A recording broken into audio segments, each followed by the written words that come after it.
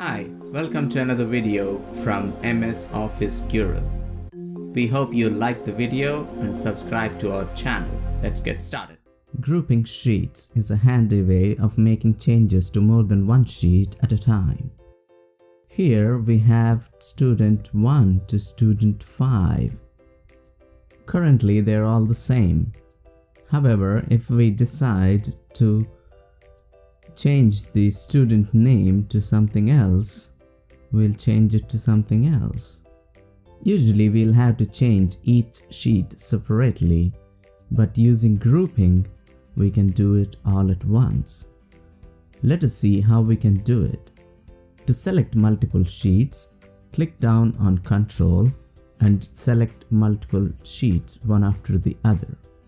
When you select these sheets, you will notice that the sheets that are selected are different from those which are not.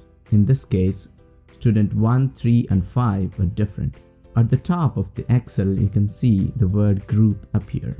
When you click on any other sheet, it will ungroup everything, and you can notice that at the top, there is no group anymore. So let us go and select all sheets by right mouse clicking. This is the easiest way to select all the sheets at once. Now it is grouped.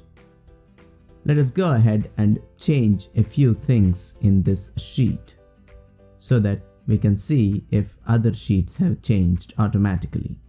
Now by selecting student name, I am changing the font color to red, and I'm changing the total as well to blue.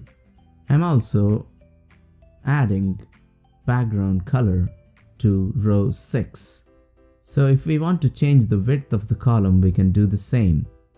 Now you can notice that all the other sheets have also changed to the same exact format, including the active cell.